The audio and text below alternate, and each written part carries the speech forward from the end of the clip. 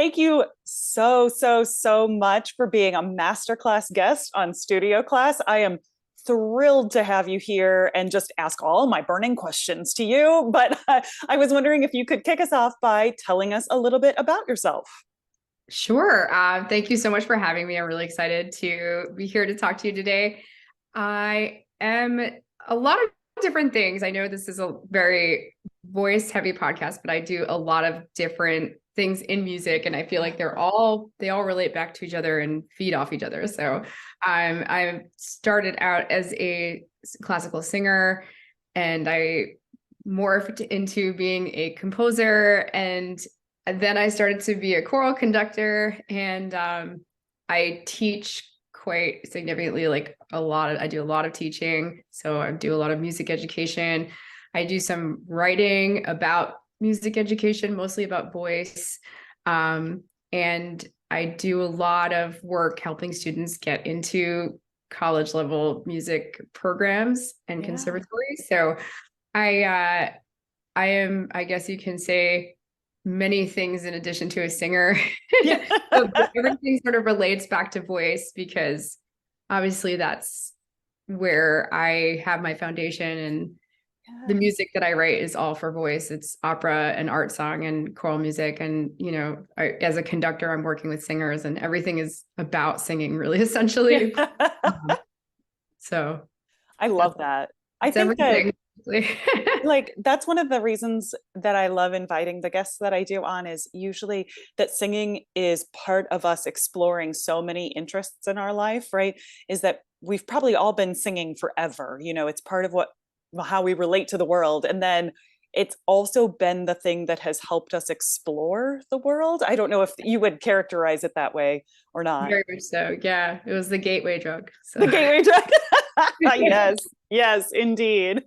So Pam, I ask everybody the same question when we get started, which is, what is an intention that you are currently keeping for yourself?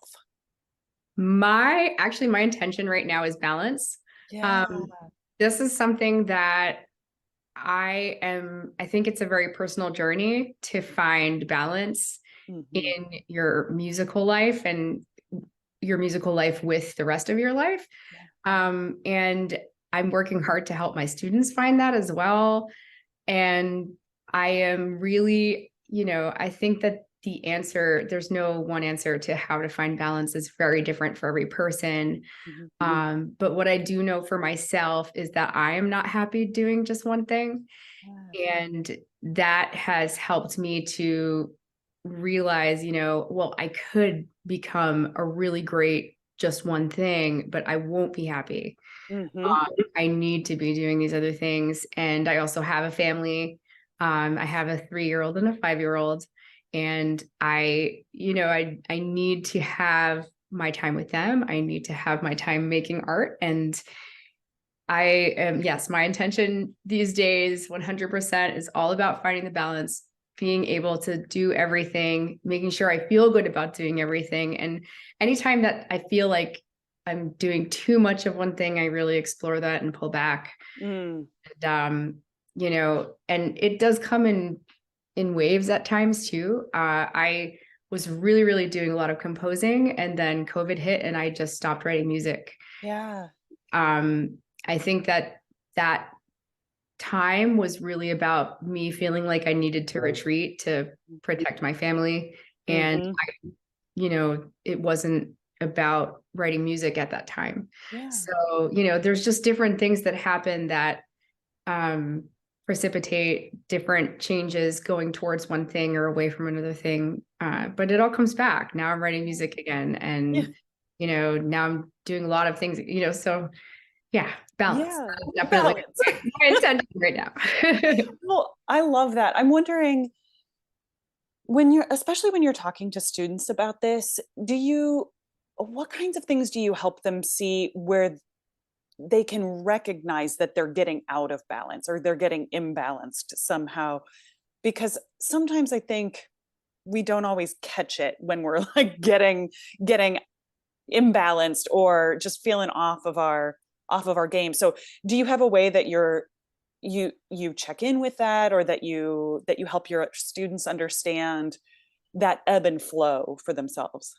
I think the biggest key is looking out for burnout. Mm-hmm.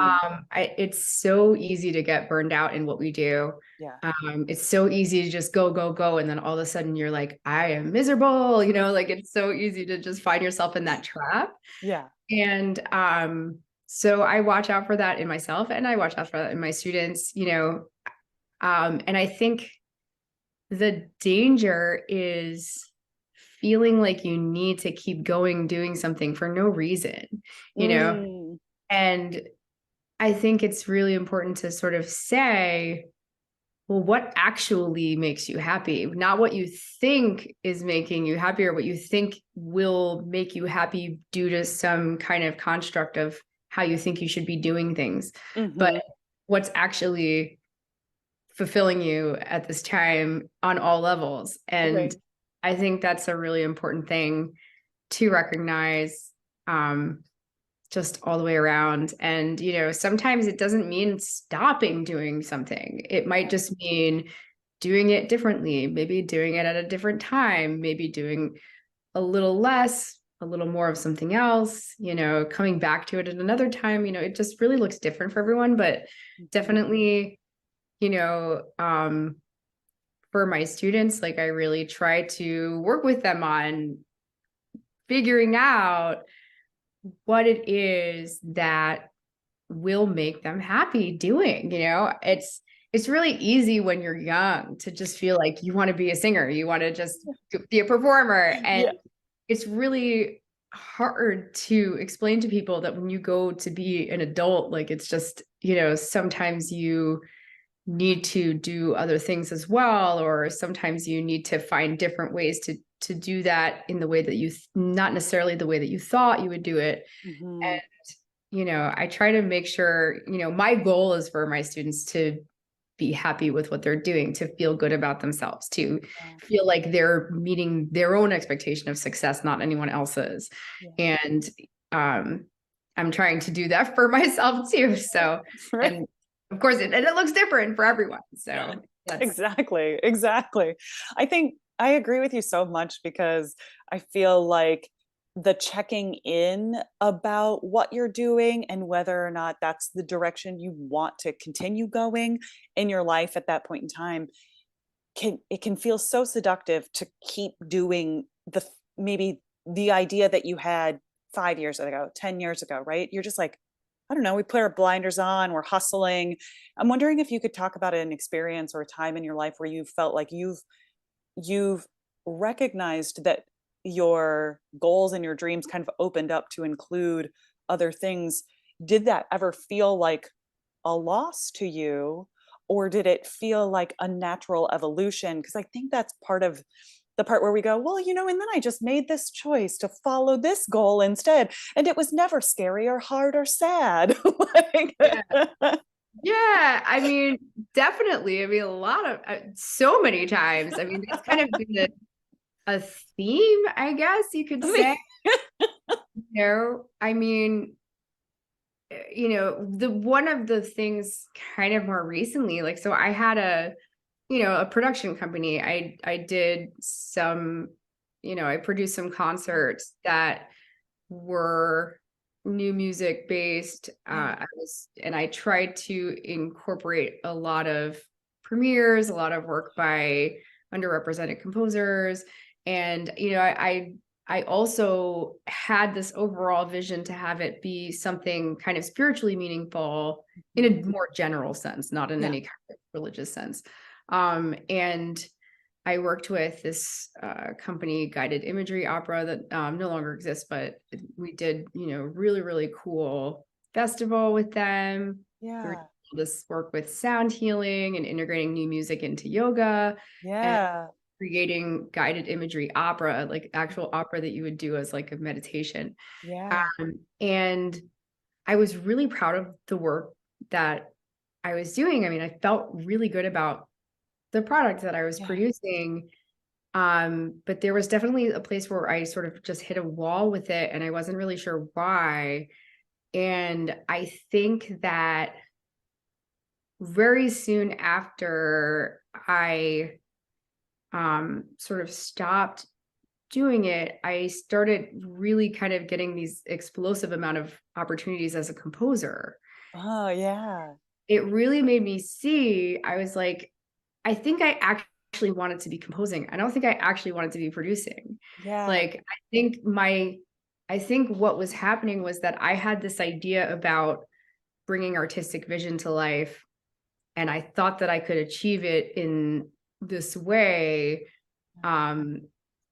And that wasn't it. Like it was definitely, and then, all of a sudden I started composing and it was like, whoa, like Yeah, yeah.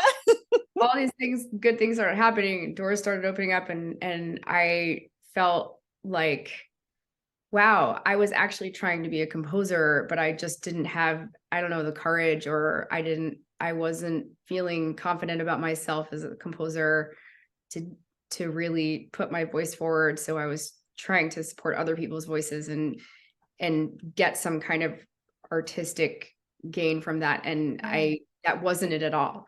Yeah. So, and I, I worked on that for some years, and I did a lot. I got some grants. I had, a nice mailing list. I had done a lot of work I was proud of. So letting that go was,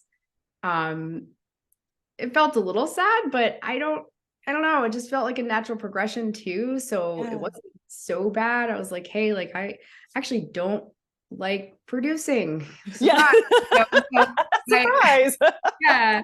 And I really like composing. So, it just sort of worked out. And I think it's really important to just kind of let things work out. Like it's sometimes, there's I'm going to say this quote wrong, but there's some quote about, gracefully letting go of the things that were not meant for you. Mm-hmm. Mm-hmm. And I think that's really a big theme for me, There's things I pushed for so hard that were not meant for me. And as soon as I let them go, the right thing worked. And I think I don't know, I think that's really just an important thing to remember as an artist in general. And especially as a working artist, trying so hard for so many things, you have to sort of, do your part, but also have faith that things come in the right time. Absolutely. I'm so glad that you mentioned that. I feel like that's such a totem that I come back to when I think one of the things that I really value about what you do is you also have such an entrepreneurial spirit about the way that you pursue, all of your creative gifts. And so I feel like you really balance this sense of like understanding the entrepreneurial business side of what you do and also being really true to your creative spirit. And hearing you say, gracefully letting go of the things that are not meant for us, I think is such an interesting thing to dig into when we have entrepreneurial gifts. Sometimes we allow ourselves to think, oh, I just have to push more. I'll like it more if it's doing better or something like that. Yes, very much. And I feel like I love just hearing someone else, and you in particular, say like, also, sometimes when you set it down, it opens up the things that you're wanting to do. And so I just love hearing that. So Pam, thank you for taking a moment to jump into that part of this conversation, because I really love that about the way that you pursue things. Like, you are so gifted with your business savvy and allowing yourself to recognize like when it's time to set that down and move on to the next thing, I think is such a gift. So thank you for bringing that up in this space. You mentioned teaching, and I love asking about what is a technical skill, and this can be like literal voice technique, or this can just be a hard skill really of any kind that you love to teach. Oh, wow. So I don't know, in general, I would say my favorite thing as a teacher is helping students get ready for college auditions. It's kind of not necessarily a technique or anything that I like to teach, but I definitely think maybe it is. I think so. So I really try to help students work for, a while and coach them through that process to get them to the place where they can present a really solid audition package, that they can show off their skills. Really, I take a lot Yeah. of time to choose the repertoire for them for that. And um I work on helping them, coaching them through making pre-screening recordings and getting them confident to the point that they can walk into a college audition and feel good. So that's Yeah. something I'm really passionate about. I really, really love when my students succeed in that. And absolutely is kind of one of my big things right now. In terms of more generally, I've been taking some Alexander technique lessons recently. Yeah. I really have been very curious about that, and I've actually found that it's very helpful for me, not just as a singer, but also as a conductor. So, Yeah.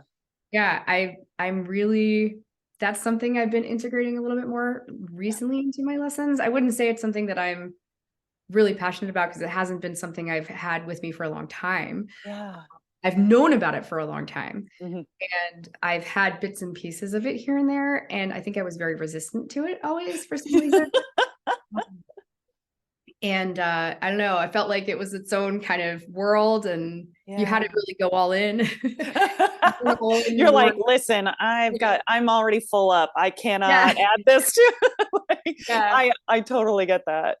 But I don't know what brought, no, I do. I took some connecting workshop, and people were talking a lot about it. And I was like, I really should go and explore this some more. Yeah. And it has really been helpful for me to just kind of energetically understand the way my body's moving and working. Hmm. And I think it's helpful for my students. I think it's helpful for me as a singer. And I think it's helped me definitely as a conductor, just be a little bit more clear. I can't really explain it, but it's really been Absolutely. something that has helped me in a very unusual way. Yeah. Oh, Yeah. I love that.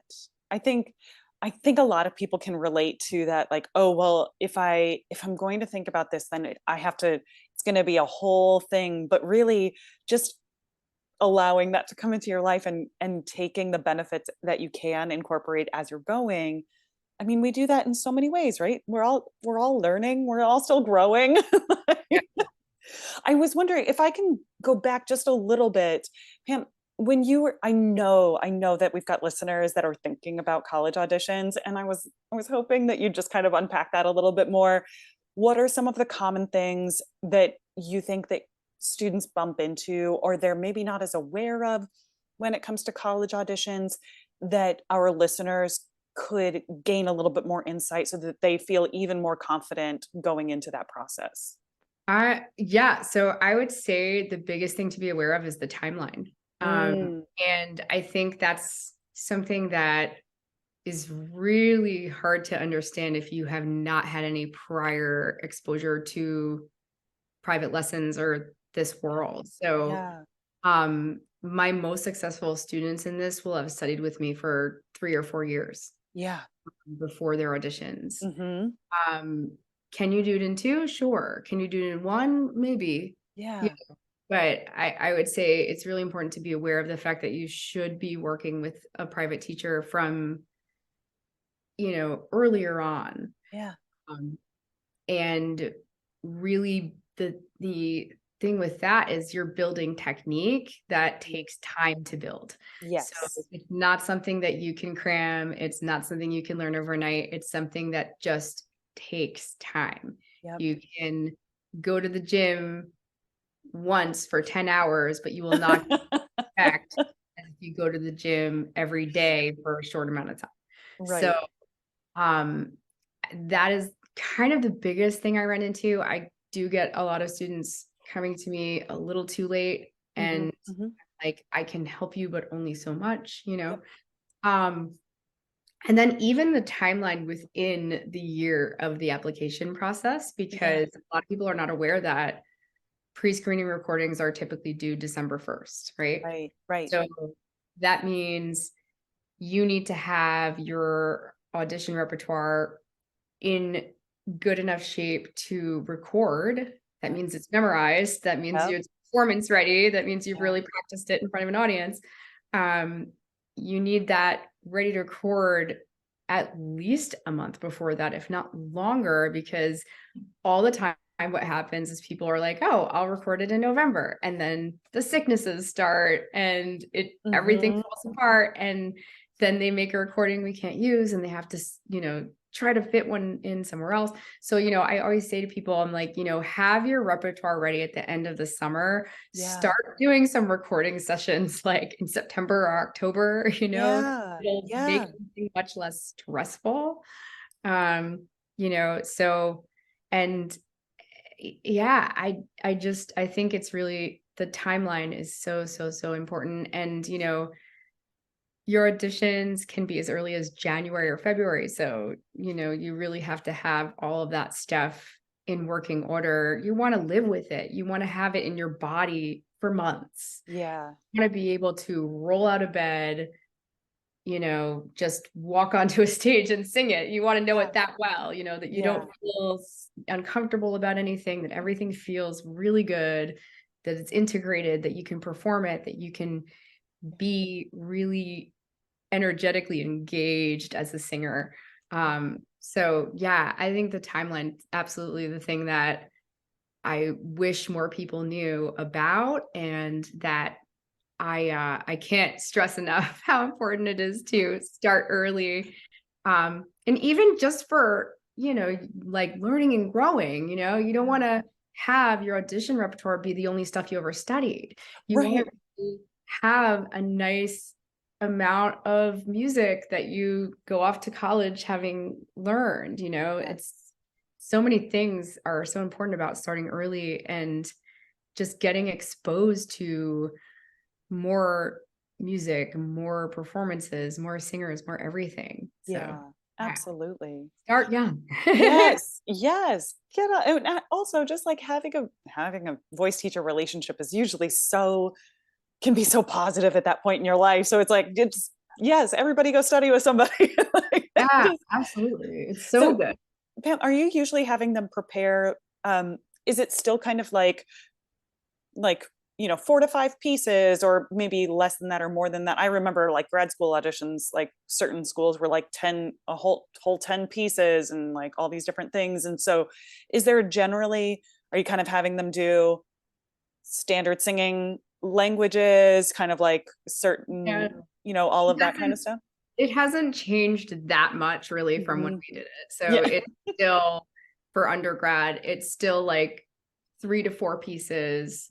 And covering a variety of languages and time periods. A lot of schools I am seeing schools start to say they want something written more recently. Nice. So something in the last 20 to 30 years is something that I've seen more recently. So, which I'm really happy about. Yes, me too, right? It's really important. It's so awesome and so necessary.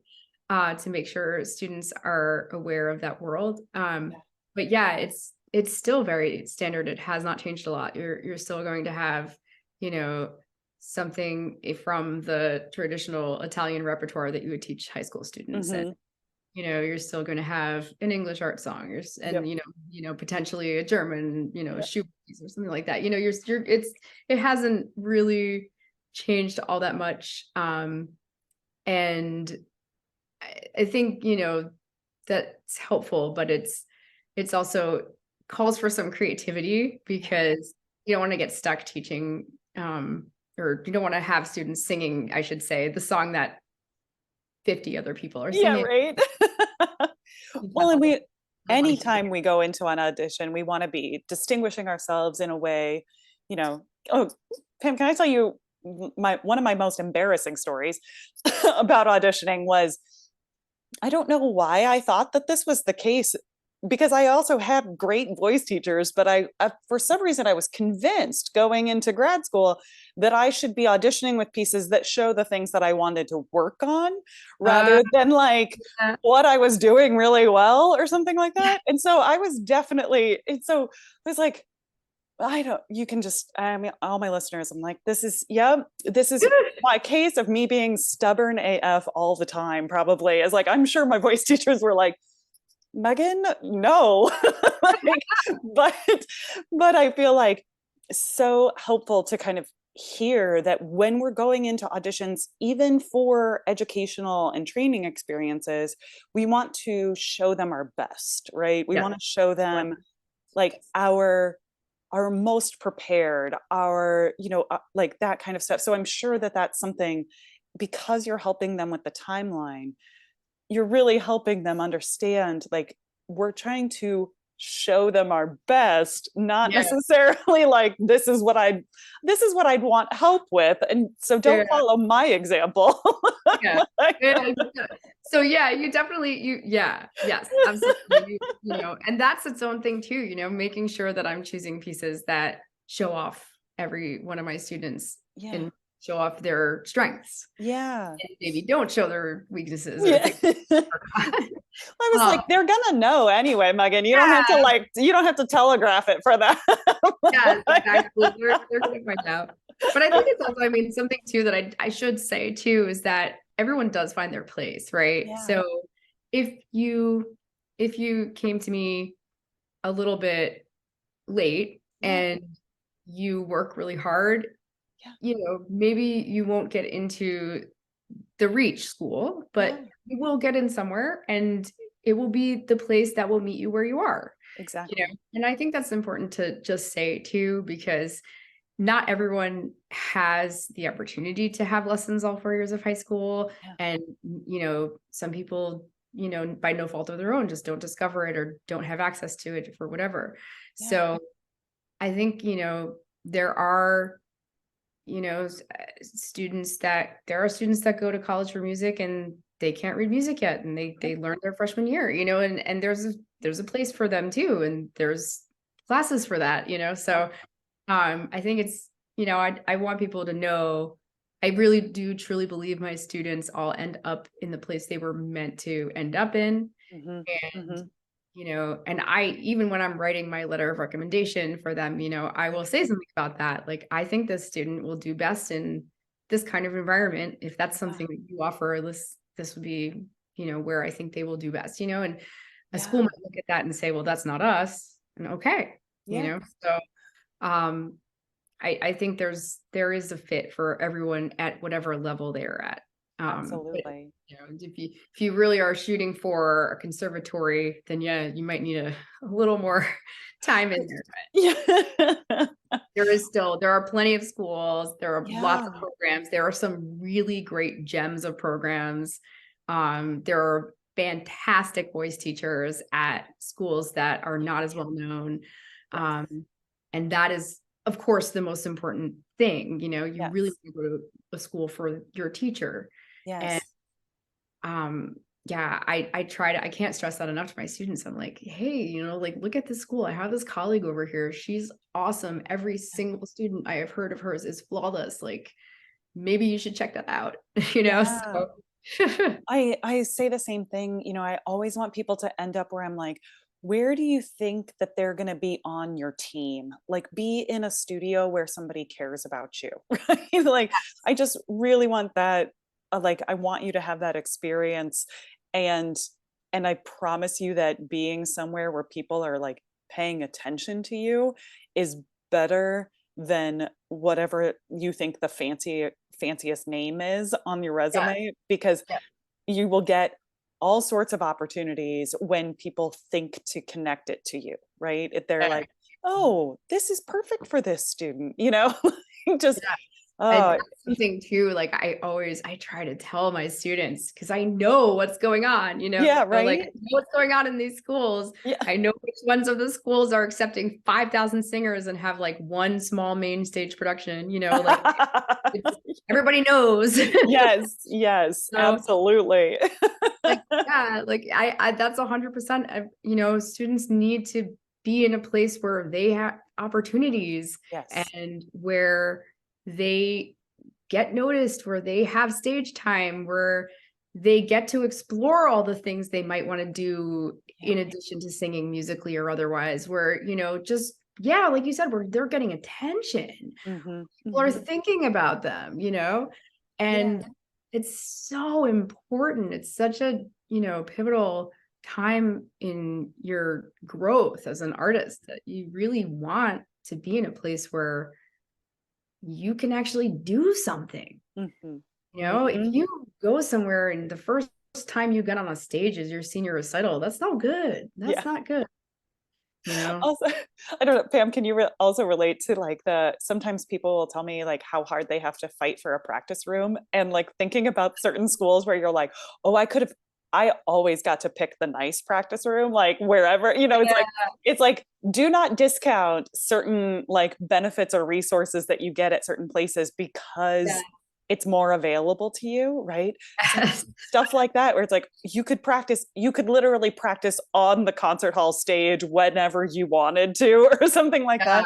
Yes, Is a benefit that you may not have considered until you have access to that, and you're like, this is incredible. Oh my gosh, I didn't like that's a benefit. So I'm sure that you understand where I'm coming from with those things too. 1000%. Yeah. And people don't realize it's like so important to just know all these things. Like, yeah.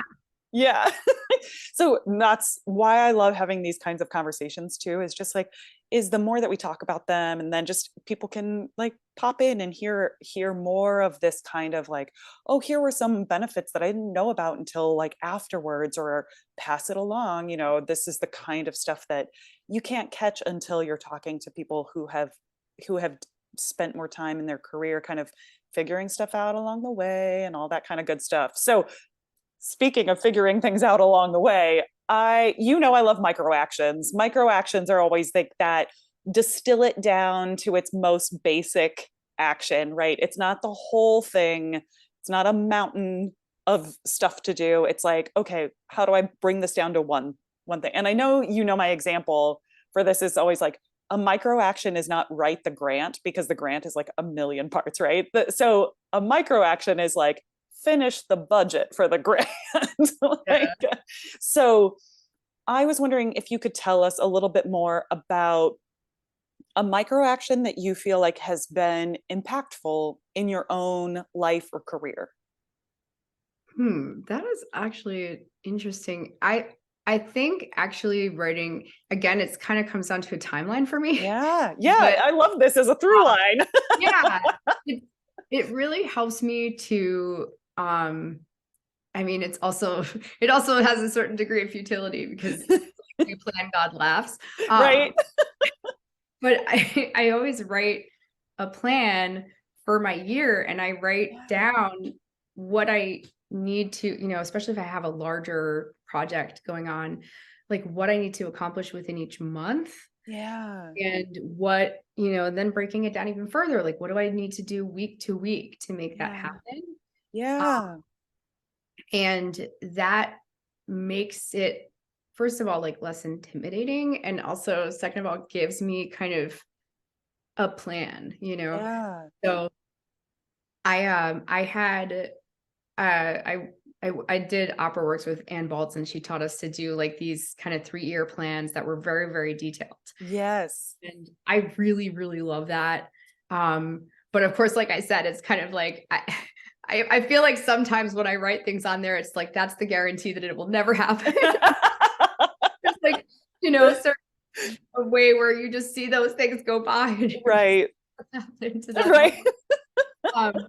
But if you do kind of stick with it, it does help you have a plan. Like if I'm writing, I'm working on an opera commission right now. So, if I'm like, here's 2 hours of time that I need to fill, that's really scary. But if I'm saying like, I need to just, in the month of March, I need to finish, 2 little sections of Act 1. I need to just get this dialogue going between these characters, and I need to do like an aria, and then, then, okay, within those weeks. So here's my week where it's crazy and there's, a play at school and I can't do anything. So we're just going to not worry about that week. And then we're going to put it in another week, and we're going to figure out where we can put the time to do the thing. And, just having a schedule. I mean, I really do look at this as the way people look at a 9 to 5. So if I have the hour of 11 to 1 to do certain Yes. to work on writing music, and that's my time. I feel like Benjamin Britten was something like that or something. Like Oh, I remember absolutely. hearing that, like he was like, he started at a certain time of day, he finished at a certain time of day, and like that's how he wrote. And I'm not Yep. that good, but I definitely see a lot of virtue in that. Yeah. So yeah, I feel like the timeline and having the plan and really breaking the plan down into weeks and even days, and being honest with yourself, like, don't say you can do anything, don't say you're going to write 3 hours of music on a day that you have a doctor's appointment and you have to pick somebody up somewhere, and the kids Yep. have ballet and whatever. It's just like, Yes. make sure you make the time, but also don't pretend there's time where there's not time. So Oh my gosh, so huge. Don't pretend there's time where there's not time is like is a big takeaway. yeah. When I was wondering, do you think that when you were first introduced to like kind of the 3-year planning model of that, was it hard for you to think in like 3 years ahead of time, or do you feel like you were like, nope, I got that. I definitely know what I'm going to be doing in 3 years?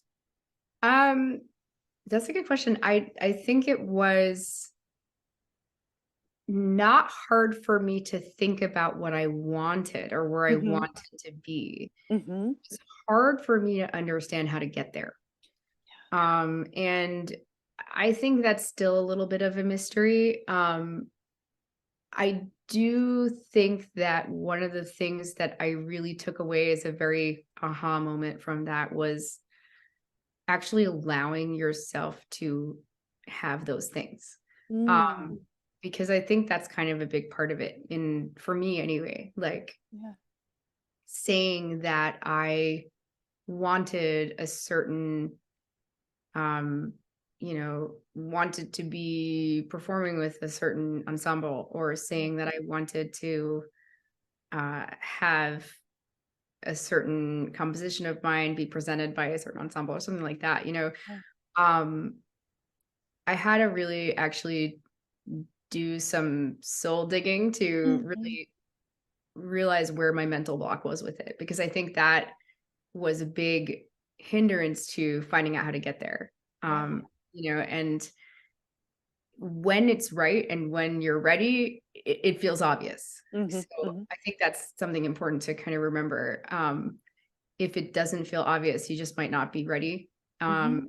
And, you know, you might need to do some work to feel ready. And Yeah. that may be many different things. But Yeah. yeah, so I don't think it was that I had trouble seeing 3 years out, but I definitely had trouble figuring out the smaller scale things and how I would get Yeah. there. And um, yeah, I think I definitely think it helped though. I definitely think it helped me to accomplish a certain amount of things that I maybe wouldn't have. And I think it helped me to force myself to figure out like what I was really ready for, Yeah. So, Yeah. you can have a lot of sort of pipe dream things, but you have to sort of be honest about yourself if it's what you want and if it's what you're ready for and if it's what's right for you. And, Yeah. sometimes Yeah. again, like if the opportunity is not for you, letting it go. Mhm. When you were thinking about that, or I so identify with the here's the goal, but I'm not entirely sure of like there's a gray area in the middle, like the steps to take. And I'm curious about, did that inspire you to go ask people about what fits in there, or go do other kinds of work, or what did that look like? Because I feel like that's the part where so many people that I work with or talk to or whatever, they feel they feel like just because I can't see what's in the middle, that's enough of a reason that I should like probably stop. This isn't for me or whatever. And I know that we all just have like this burning desire to like actually do the thing. And so I don't want that vagueness to be the reason why people go, well, it's not for me. So what's the difference for you there, Pam, when it's like, there's a gray area here. I'm not ready to just take a step, but I have to figure out what goes there, right? Yeah, I think it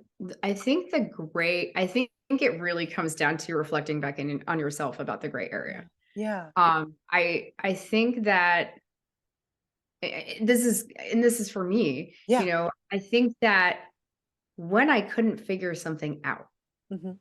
it was often because I wasn't clear to myself about my mission or what I Mm-hmm. was trying to accomplish. Mm-hmm. Mm-hmm. Um, and I think that is something that is just so important to sort of look at. Yeah. You really want to be clear on what it is you want. And that doesn't just mean wanting a thing. That means Yeah. understanding that that thing is actually what will bring you what Yeah. you want. And Yes. Yeah. it's so those things are very different. It's really Yeah. important for that, like I, when I was a little girl studying classical singing at 12, Yeah. my goal was to sing at the Met. Right. And now I very much know that that would not be right for me. you know, but then what if I had that as a goal and I didn't know that that wasn't right for me and I didn't know how to get there? Yeah. Because, and it's like, it just, when you start to recognize more internally what your mission actually is as an artist, Mm-hmm. I think it really becomes clear. I think it's really important to sort of hone the mission Mm-hmm. and have this really good internal sense of understanding what it is you actually want as an artist and as a human being. Yeah. You know, Yeah. like that's the thing too, like maybe you are saying to yourself, I want to premiere work with a major US orchestra in the year 2024. Mm-hmm. And, maybe that actually isn't maybe like that's not right for you. Maybe that is something that would actually be really stressful. Like maybe, oh, I mean, Yeah. not that I want people to sort of, but like, I feel like if your mission is clear, Mm-hmm. and you really do allow yourself to want that thing, I think that, then I feel like the path becomes a little more clear. I feel like, then you'll know, okay, well, I want to start looking at this repertoire and I want to start connecting with these people and I want to start making appointments to sing for these people. Yeah. And and I feel like when you really truly internally are ready and when it really truly internally is right for you, the gray area doesn't seem gray. I think it's more when your mission isn't clear, Mm-hmm. right? And Yeah. yourself, when you're not, totally in tune with yourself, that Yeah. there's gray area. Well, and I So think what I'm hearing too in that is also that when you're getting clear on the mission, then you don't have to know every single step, but you'll at least know, well, I got to go ask somebody or something. yeah, Like whatever it is, there is something that I'm going to do because I have to figure out what comes after this, like because, and I love kind of hearing that from you that way, which is I have to get really clear on what it is that I'm doing, not just, and something that you said with your students before too is like helping them figure out what makes them truly happy, what they really want, not just somebody else's version of what success looks like, but really, why do I want to be singing with an orchestra in 2024? yeah. Is that what I really want? Or do I want a feeling that I think is attached to that? Yes, exactly. Yeah. Do I feel like I need internally some amount of respect that I'm not getting right now as an artist? Yeah. And what are the ways that I can achieve that will really fulfill me? You know. Yeah. So I Ugh, think love it. yeah, it's so important to look at. It's so important to look at because everybody's path to this is so different and unique. And, when we try to make it look like anyone else's, it's wrong. Yes. And feels so uncomfortable, right? It's like your whole body is just like, stop doing this. This is not for us, right? Yeah. So speaking of things that are for us right now, so Pam, tell me about things that are for you. What are you, are there, you told me about the opera. You can tell us a little bit more about that. Or if you're feeling like there's stuff that you want to sing or stuff that you're wanting to write, which direction are you being kind of pulled in as an artist? Oh, so many. I mean, that's Yeah. kind of what doing all these different things. I mean, I am really right now like pulled to choral music, and I don't really know why, but it's really been the strong pull recently. Yeah. And, my sort of like entrance into choral conducting was really fortuitous because I was having these thoughts about, wow, I feel like I really want to write choral music and listen to choral music, and I don't know where this is coming from. It's just the universe telling me something. Yeah. Then I got handed this big choral conducting job last year. Wow. And Wow. and I conducted here and there. Like I did things, when I was Yeah. teaching college, and they would say like, "Oh, we need somebody to just conduct the choir." And there's Yeah. like kids in it. And I'd be like, "Okay, sure, why not?" And I didn't really know what I was doing, like and I just went with it, but I wasn't really doing it in a way that was intentional towards me being better at that skill. Yeah. And so this year I really made an effort to say, I need to study this and I need to really see how to do this correctly. Yeah. And there's so much, and I'm still learning a lot. And but it's, wow, it just, Yeah. I don't know what happened, but it really just opened this floodgate of, I love doing this and Yeah. this is amazing. And I don't know, I feel like that's definitely the thing that is right now really drawing me in. And it also kind of brought back this thing in me that wanted to do some kind of more small ensemble singing too, because I was like, well, what's the other side of that? Well, here, and I did I did a gig in around the holidays with like this chamber group, and I was like, wow, this made me so happy. Yeah. you Yeah. know, and um and so that's, yeah, definitely just doing more things like that, where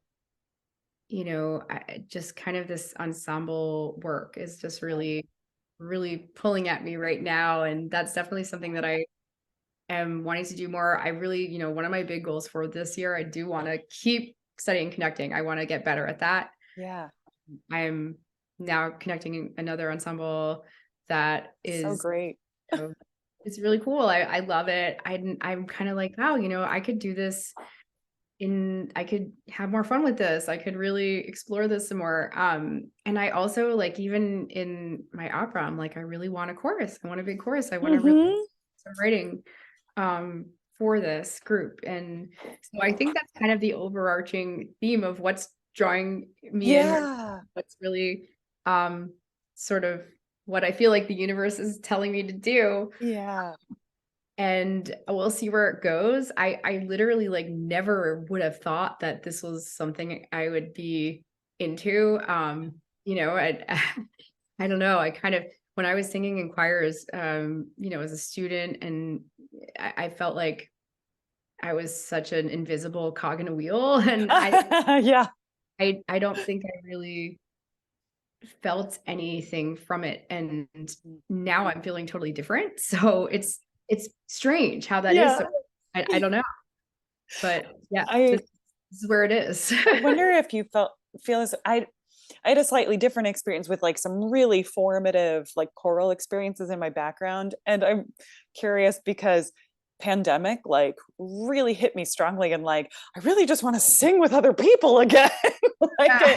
and I mean and I think we all have, different feelings about it, but that was one of them that kept coming up for me, was like just some ensemble singing where I was like, I don't want to have to do it all the time, like, church jobs and stuff like that. But I really want that feeling of like singing in a good ensemble, like where Yeah. you're like really making that level of music together. So That's, I feel you on just like the power of choir.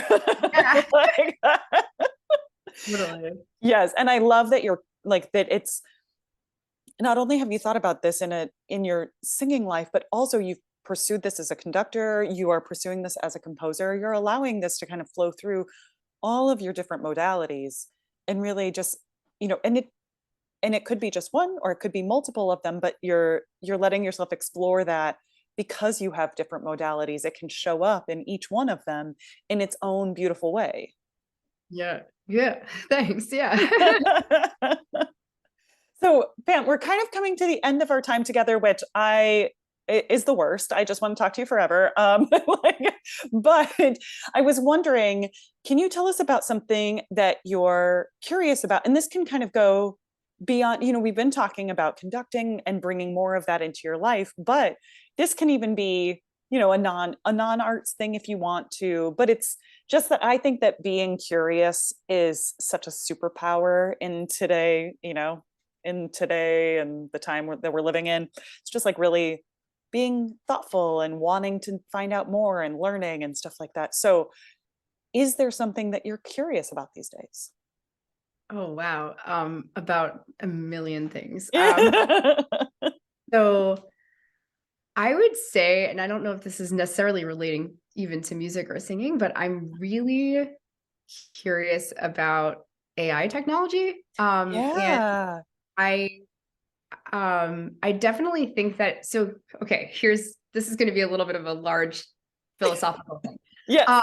But so we've played around with Chat GPT in my house, and we definitely were heavy into the NFT crypto world over here. Yes. Yes. So and I was actually I was reading about crypto a long time ago. So Yeah. my husband kind of jokes to everyone. He's like, my wife told me to buy Ethereum on our honeymoon. You know how it would be. And I did. I literally was like, I'm telling you, this is Yes. it. This is going to Yes. be the more useful, actually movable currency. Yes. So, not to toot my own horn about it, but anyway, Yes. but something that something that came up for me as an artist, right? When I was discussing AI technology and Chat GPT with other people, was what will this do to value? Mm-hmm. Mm-hmm. So something that I have as a theme also struggled with and tried to work through is, what is the value of what I do?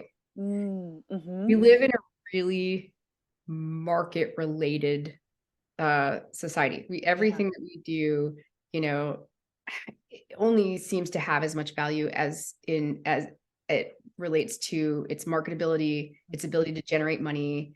And what happens is we start to lose value for things that should be valuable, but don't really generate that same response in the market. Right. So, Right.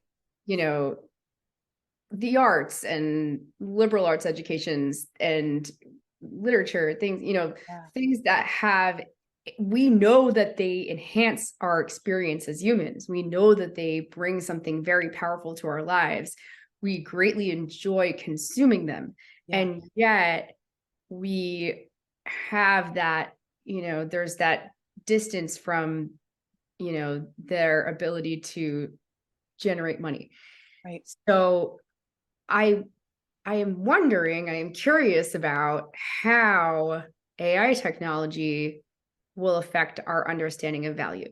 Yeah. So in the same way that when we had a pandemic and we suddenly could not see live performances of music, all of a sudden it's like, wow, we really suddenly know why live performance is valuable, right? Yes. And we really all started craving that. And that was a Yeah. really, like, when you went to your first live performance after lockdown, it's Oh my like, God. whoa, Yes. Um, Yes. so with this, right? If we, if we have all this, automated creation of things, will the things that are really created by humans suddenly be more valuable? Yeah. And will there be kind of a renaissance and understanding of that value intrinsically, and Yeah. what that means, um, if anybody can now pass college by typing some things into uh, a machine that generates their papers, Right. uh, the person who actually comes out with the knowledge is suddenly more valuable. Yeah. Right. So yeah, I'm very curious to see what influence the technology has in the arts. Yeah. I am also curious in how it will affect education. Um, Yeah. and yeah, really specifically higher education. Absolutely. But yeah, I'm hoping that it brings more of a sense of importance to what we do, because Yeah. we're human, we're not machines, and we're Yes. doing something, So Yeah. I don't know, we'll see. Oh, I think that's so fascinating. We're going to definitely have to have like a friend conversation about this afterwards. Like it's so, so real. And I think that's our role as educators and as artists, is to make sure that we're still teaching how to value those things, right? We have to teach each other how to value it beyond just its capitalist, like, ability to generate resources or capital, right? And Yes. so many interesting things in there for us to like dig into as creative people. And that's a part that really gets me, is that I want to make sure that in those conversations we do have all types of creative people, and not just creative people in engineering or whatever, and not, and all types of creative people involved in those conversations. Oh, Pam, there's so many good things. Okay, we're definitely going to talk about that. But I am going to let you go.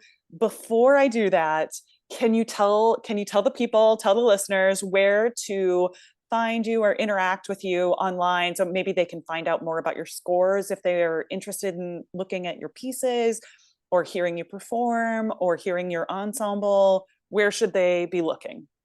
So I have a website, PamelaStein.net, PamelaStein.net. And I am on Facebook, and I'm on Instagram and Twitter. Yay. And that's pretty much it. I think that's everything. Perfect. That's perfect. Awesome. Pam, thank you so, so, so much for sharing just your effervescence, your wisdom, also your grace in this space together with me. I'm so thankful for that. And I look forward to anytime we get to have these conversations. Awesome. Thank you for having me.